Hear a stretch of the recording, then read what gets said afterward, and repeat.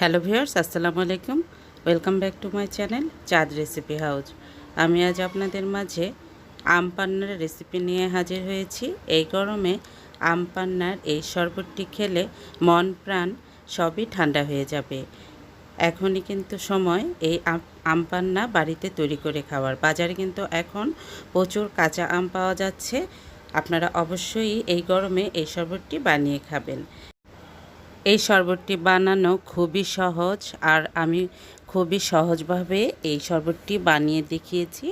এতে করে সবাই এই শরবতটি বানিয়ে খেতে পারবে। আমি আজ 1 কেজি আমের আম পান্না বানাবো। এর জন্য আমি 5টি আম চুলায় পুড়ে নেব। এই যে এভাবে করে গ্যাসের চুলার মধ্যে আমগুলো পুড়িয়ে নিচ্ছি।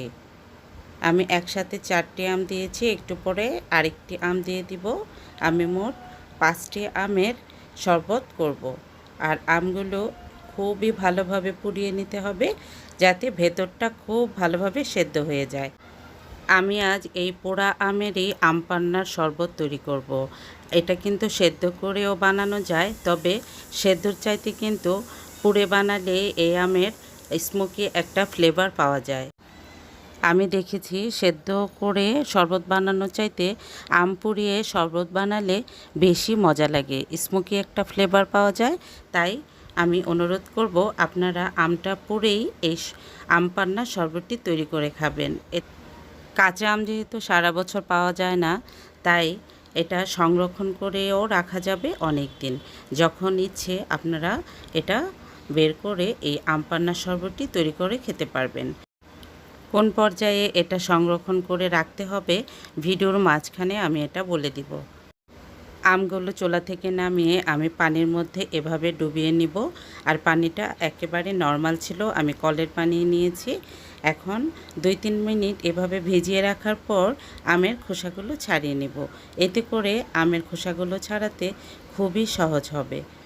আমগুলো কিন্তু এখনও প্রচুর গরম আছে ভেতরে, তাই চামচের সাহায্যে ধরে এভাবে করে আমের খোসাগুলো ছাড়িয়ে নিচ্ছি। পানিতে ভিজিয়ে রাখার কারণে কিন্তু আমের খোসাগুলো ছাড়াতে খুবই সহজ হয়েছে। দেখতেই পাচ্ছেন কত ইজিভাবে খোসাগুলো খুলে যাচ্ছে। আপনারা তাই অবশ্যই পানির মধ্যে চুবিয়ে এভাবে করে আমের খোসাগুলো ছাড়িয়ে নেবেন। আপনারা চাইলে আম ঠান্ডা হলেও পানির মধ্যে এভাবে ভিজিয়ে রাখতে পারবেন। আমার একটু তাড়া ছিল, তাই আমি গরম আমটাই পানির মধ্যে দিয়েছি। তাই আমার একটু খোসা ছাড়াতে কষ্ট হচ্ছে, আমটা গরম বলে। কোনো সমস্যা নেই, আমি একটু খোসা ছাড়ানোর পরে ফ্যানের বাতাসে আমটা ঠান্ডা করে নেব। যেহেতু আমাকে হাতের সাহায্যে আমগুলো চটকাতে হবে, তাই আমি একটু ঠান্ডা হওয়ার পরেই হাতের সাহায্যে আমগুলো চটকে নেব। আমি 5টা আমেরই শরবত তৈরি করব। আর এই 5টা আমের শরবত আমরা 6-7 জন খেতে পারবো। এই আম পান্না শরবতের মধ্যে আমি কিছু মশলা ব্যবহার করব, তবে খুব বেশি মশলা আমি দিব না, কারণ এত বেশি মশলার দরকারও নেই। আমি শুধু টালা জিরের গুঁড়ো দিব, বিট লবণ দিব, পুদিনা পাতা, ধনিয়া পাতা আর লবণ, চিনি। ব্যাস, এগুলো দিয়ে আমি শরবতটা তৈরি করে ফেলবো। এর চাইতে বেশি কিছু দিলে কাঁচা আমের ফ্লেভারটা পাওয়া যাবে না। যেহেতু আমরা আমের শরবতই বানাচ্ছি, তাহলে আমের ফ্লেভারটা তো অবশ্যই রাখতে হবে, সেদিকে আমাদের খেয়াল রাখতে হবে। এই তো সবগুলো আমের খোসা ছাড়ানো হয়ে গিয়েছে। এখন একটু ঠান্ডা হয়ে যাওয়ার পর আমি হাতের সাহায্যে চটকে নেব। আমি কিন্তু ঠান্ডা করে নিয়ে এসেছি, এতে করে আমার চটকাতে একটু সুবিধা হচ্ছে। এই তো দেখেন আমগুলো কি পরিমাণ সেদ্ধ হয়ে গিয়েছে। আম থেকে আটিগুলো খুব সুন্দরভাবে ছাড়িয়ে নিলাম। এখন হাতের সাহায্যে খুব ভালোভাবে চটকে নেব। এভাবে চটকালে কিন্তু ব্লেন্ডারে ব্লেন্ড করারও প্রয়োজন হয় না। তারপরেও আমি এই আমগুলো ব্লেন্ডারে একটু ব্লেন্ড করে নেব, কারণ এর সাথে যে ধনিয়া পাতা, পুদিনা পাতা, কাঁচামরিচগুলো দিব, এগুলো তো একটু ব্লেন্ড করে নিতেই হবে। এখন আমি ব্লেন্ডারের মগে আমগুলো নিয়ে নিচ্ছি।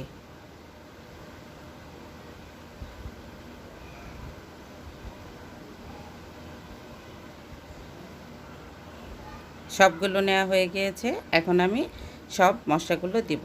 এখানে আমি পুদিনা পাতা দিব 2 টেবিল চামচ।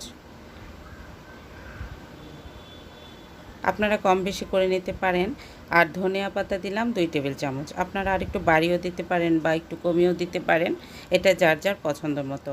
আর কাঁচামরিচ দিয়েছি আমি 2টি, কারণ আমাদের বাসায় ঝাল খুব একটা কেউ পছন্দ করে না। আপনারা চাইলে ঝালের পরিমাণটা বাড়িয়ে দিতে পারেন। আর লেবুর রসটা কিন্তু অবশ্যই দিবেন। আমি এখানে 2 টেবিল চামচ পরিমাণ লেবুর রস দিয়ে দিলাম।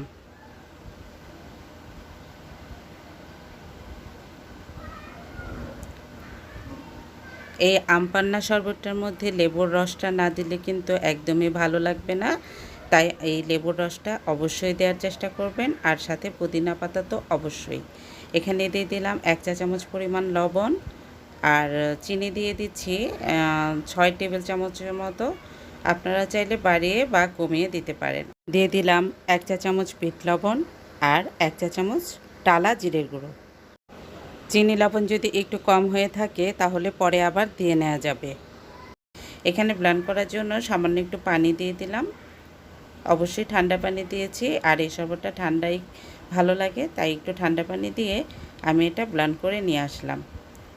আপনারা ঘনত্বটা একটু দেখে নেন। এই পর্যায়ে এটা ফ্রিজে সংরক্ষণ করে রাখতে হবে। সংরক্ষণ করতে হবে আইস কিউব ট্রেতে। পরবর্তীতে যখন আমরা শরবত তৈরি করব তখন এই আইস কিউবগুলো ব্যবহার করতে অনেক সুবিধা হবে। তাই অবশ্যই আইস কিউবের মধ্যে এটা জমিয়ে রাখতে হবে। আর জমে যাওয়ার পর এগুলো বের করে একটা জিপলক ব্যাগে করে রেখে দিলেই যখন প্রয়োজন হবে বের করে আমরা খেতে পারবো। আমগুলো ব্লেন্ডার করার পর একটি কাচের পাত্রে আমি সবগুলো ব্লেন্ডার করা আম ঢেলে দিলাম।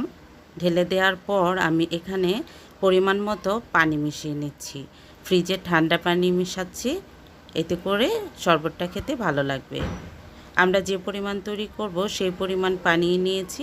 এখন একটি চামচের সাহায্যে মিশিয়ে নিচ্ছি। খুব ভালোভাবে নেড়েচেড়ে মিশিয়ে নিতে হবে, যেহেতু আমটা অনেক ঘন, তাই মেশানোটা খুব জরুরি। এখন মেশানো হয়ে গিয়েছে। আমি 2টি গ্লাসে এভাবে আইস কিউবগুলো দিয়ে নিচ্ছি, তারপর এই আম পান্নাটা ঢেলে নিচ্ছি। এই প্রাণ জোড়ানো মন ভোলানো আম পান্না শরবতটি আপনারা অবশ্যই বাসায় তৈরি করে খাবেন। আশা করব আমার আজকের রেসিপিটি ভালো লেগেছে। ভিডিওটি দেখার জন্য সবাইকে অসংখ্য ধন্যবাদ। আল্লাহ হাফেজ।